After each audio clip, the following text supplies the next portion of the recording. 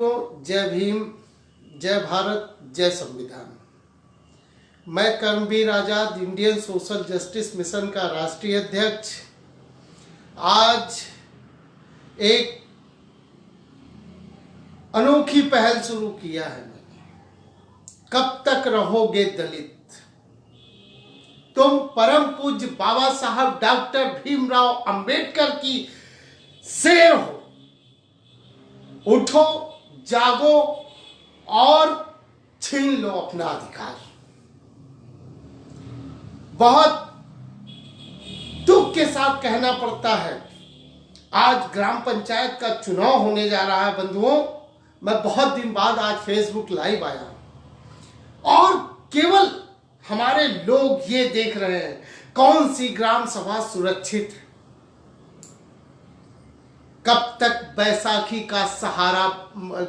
को सहारा बनाओगे? कब तक आरक्षण को अपना हथियार बनाओगे? अरे अब तो संपन्न हो गए। हमने देखा है, आप यकीन नहीं करेंगे, जो IAS, IPS, BCS, doctor, engineer, professor, बड़े बड़े व्यापारी होने के बावजूद भी ये लोग सुरक्षित सीट ढूंढते हैं। वाह, बहुत सही। आज हमारे देश को संविधान लागू हुए आज 70 साल हो गया, उसके बाद भी हम बने हुए हैं दलित।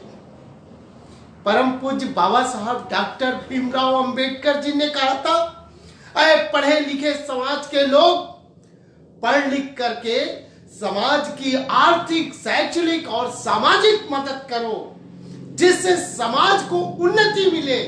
लेकिन हमारे अपने लोग शिक्षित हुए, संपन्न हुए और करते क्या है, वो मदद करने की बजाय वो भोग विलास में विलुप्त हो जाते हैं। भोग विलास में विलुप्त हो जाते हैं। जैसे जैसे उनके पास धन आता है वैसे वैसे उनकी विलासता बढ़ती जाती है और बढ़ती जाती है, बढ़ती जाती है।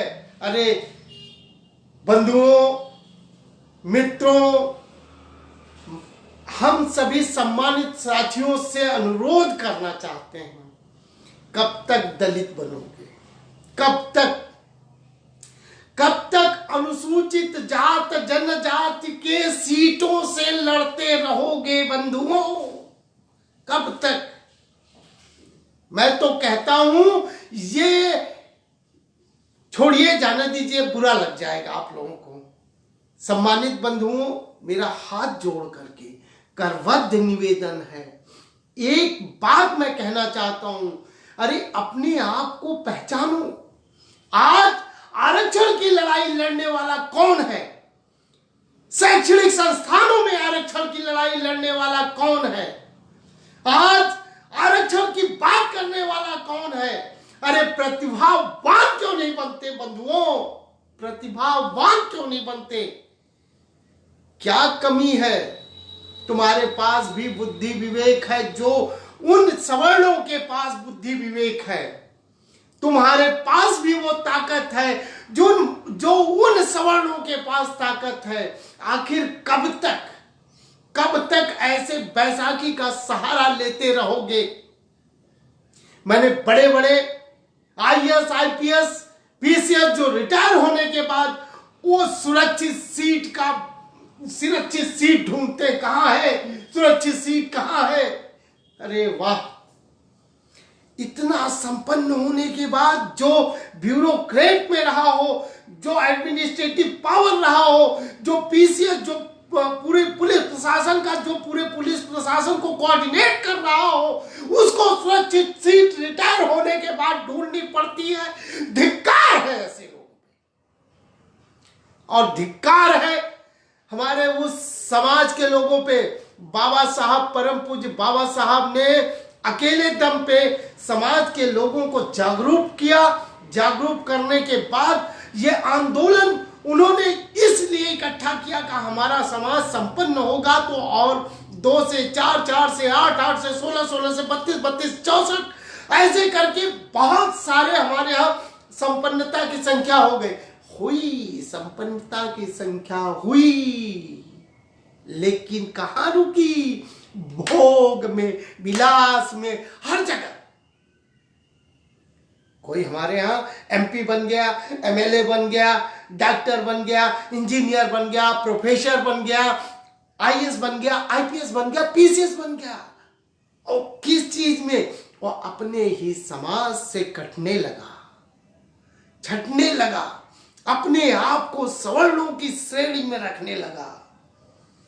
लेकिन जब वो सेवा निवृत्त हुआ तब उसको समाज याद आया।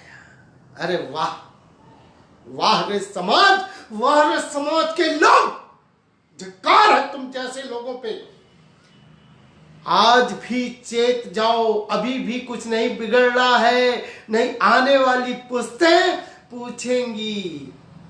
पूछेंगी, जवाब देने लायक कोई नहीं बचेगा कि बाबा साहब के कारवां को भी नहीं बचा पाए। जिस बाबा साहब ने अपनी चार संतानों की कुर्बानी दे करके इस कारवां को इतने आगे तक बढ़ाने का काम किया, उस कारवां को नहीं बचा पाए। धिक्कार है तुम लोग। आपस की प्रतिस्पर्धा समाप्त करो। तू छोटा मैं बड़ा, मैं छोटा तू बड़ा। ये जब तक आपके मन में ये भाव होगा, समाज के प्रति समर्पण भावना नहीं होगी, आपका उत्थान नहीं हो सकता, समाज का उत्थान नहीं हो सकता। क्योंकि अकेले विकास से समाज का विकास नहीं हो सकता बंधुओं, लेकिन संपूर्ण समाज के विकास से हमारा विकास जरूर हो सकता है। इसलिए हाथ जोड़ के निवेदन है, कष्ट भी है, क्रोध भी है, लेकिन आप सभी लोगों से करबद्ध निवेदन है, एकजुटता दिखाइए। आप परम पूज्य बाबा साहब डॉक्टर भीमराव अंबेडकर जैसे शेर के वंशज हो, जिन्होंने समाज में इतना बड़ा अकेले आंदोलन किया जो पूरे भारत को हिला करके रख दिया। बंधुओं, समझिए, सोचिए, विचार कीजिए और एकजुटता दिखाइए। समाज का उत्थान कीजिए। शिक्षा में, चिकित्सा में, रोजगार में हम लोग संकल्पित हैं। सहयोग कीजिए, नहीं आप कहिए हम सहयोग करेंगे। समर्पण कर दिया है जीवन। सम्मानित साथियों, आपसे सोशल मीडिया के माध्यम से आप लोगों से हाथ जोड़ के निवेदन करना चाहता हूँ, सभी लोगों से। बंधुओं, अधिक से अधिक लोगों को जुड़िए, आपस में जुड़िए। बहुत सारे संगठन बनाने से मिशन कामयाब नहीं होगा। हमको किसी मिशन में जोड़ लीजिए या हमारे मिशन में खुद जुड़ जाइए, ये करने की जरूरत है। परम पूज्य बाबा साहब डॉक्टर भीमराव अंबेडकर का जो सपना है उसको साकार करने की जरूरत है। सम्मानित बंधुओं, हाथ जोड़ के निवेदन करना चाहता हूँ। संविधान बचाना है, देश बचाना है, भारत को बुद्धमय राष्ट्र बनाना है, अशोक सम्राट का राष्ट्र बनाना है, संत रैदास का राष्ट्र बनाना है, कबीर का राष्ट्र बनाना है, संत घासीदास का समाज बनाना है, ज्योतिबा फूले की परिकल्पना का भारत बनाना है, माता सावित्रीबाई फूले की परिकल्पना का भारत बनाना है, और ईवी रामास्वामी पेरियार की परिकल्पना का भारत बनाना है, लड़ई यादव की परिकल्पना का भारत बनाना है, लोहिया जी की मिशन पे चलना है, और आपके मैं बताऊं समाजवादी विचारधारा को एडॉप्ट करना है। बाबा साहब का प्रेम्बल को याद करिए और we are Indian, we are people of Indian, मतलब हम भारतीय लोग, हम भारत के लोग। पहला शब्द बाबा साहब का याद करिए। हम सभी लोग जाति से, धर्म से परे हट करके कौन क्या करता है सार्थक प्रयास करें और समाज में एक पॉजिटिव एनर्जी के साथ काम करने का काम करें। बंधुओं, इन्हीं सब बातों के साथ मैं आप सभी लोगों से पुनः निवेदन करना चाहता हूं कि परम पूज्य बाबा साहब डॉक्टर भीमराव अंबेडकर जी के मिशन को कामयाब करिए। जय भीम, जय भारत, जय संविधान।